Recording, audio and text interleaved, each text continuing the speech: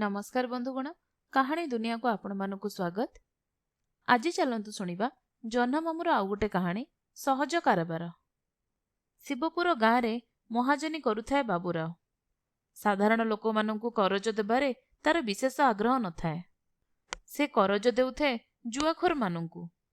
जुआ खेल जीति बहुत लाभ करिबे एही आशारे जुआ खेलाड़ी माने निज निज संपत्ति बंधक रखी ताठारो टंका नेउथांती। किंतु जुआ खेलर करामती एमिति सेथिरे निज बंधकी संपद जीति केही केबे मुकुळाइबार शुणा जाय नाही।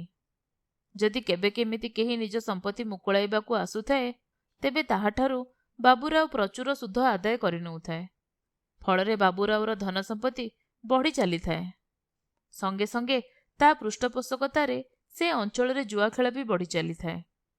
से अंचलर जणे दुई जण विशिष्ट लोक केतेथर बाबूराव को कहिले, देख बाबूराव, तुमे जुआखोर मानकु प्रश्रय दियो नाही, सेथिरे देशर आउ दशर बहुत क्षति होउची।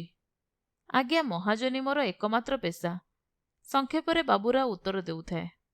विशिष्ट लोक कहउथांती, तुमे प्रकृत अभाव असुविधारे पड़िथिबा लोकंकु करज देई महाजनी करुथाओ, किंतु जुआ खेलाड़ी मानकु दियो नाही। बाबूराव सेमानकु उत्तर देउथाए, बाबू, मु जेउ मानकु दउची सेमाने कोन असुविधारे न पड़ी करज करिबाकू आसिचंती? मोठारू टंका नेबा परे सेमाने किपरि खर्च करिवे सेटा सेमानक इच्छा। सेमाने तो नाबालक नुहंती। हठात सरकार जुआ खेल बेआईन करदेले। जी जुआ खेलिबार देखागला ताकू सिपाही माने धरी नहीं गले। एथर जनसाधारण बहुत खुशी हेले, किंतु दुखित हेला बाबूराव। दिने रातिरे अल्प दूरवर्ती गाँवर कुमार चौधरी आसी चोरारे जुआ खेलिबा पई 500 टंका करज मागिला। कुमार चौधरी थिला पुरुणा गराख। ताठारो जथाबी दलिल लेखई नहीं बाबूराव ताको 500 टंका देदेला। चोरा जुआ अड्डा केउठारे आउ खेलाड़ी केउ माने ताहा देखि रखिबा उद्देश्य बाबूराव गोपन कुमार चौधरी को अनुसरण कला। कुमार चौधरी जाई श्मशान पार्श्ववर्ती गोटे परित्यक्त घर भितर पशिला। झरका दे बाबूराव जहा देखिला सेथिरे तार पिळेही पानी। कुमार चौधरी सह जेउ माने खेलुथिले सेमाने सबु बाबूरावर गाँवर पुरुणा जुआखोर, किंतु समस्ते मरी जाइथिले।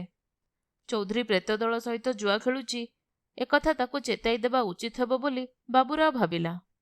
किंतु पर रातिरे पुणी जेतेबेले चौधरी आहुरी टंका नेबाकू आसिला सेतेबेले बाबूराव निज सिद्धांत बदलाई देला। प्रेतमानक सह खेली कुमार चौधरी जेतिकी हारिबो बाबूरावर सेतिकी लाभ हेबो। से खंडिक परे खंडिए चौधरीर संपत्ति बंधक पाइबो। प्रति रातिरे चौधरी आसी करज नहीं जाए। 2 मास गला।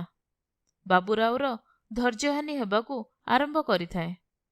से कहिला, तुमे सुझिबो केबे? बरं तुमर सबु संपत्ति लिखिदेई आउ किछि टंका नहीं अन्यत्र चली जाओ। कुमार चौधरी कहिला, मु भी सेया भाबुथिली, मते 1,00,000 टंका दियो, मोर सबु संपत्ति लिखि दउची। बाबूराव खुशी होई टंका देला, कारण से जानिथिला चौधरीर समुदाय संपत्तिर मूल्य 20 लाख रु कम हेबो नाही। परदिन से चौधरीर गाँ को गला।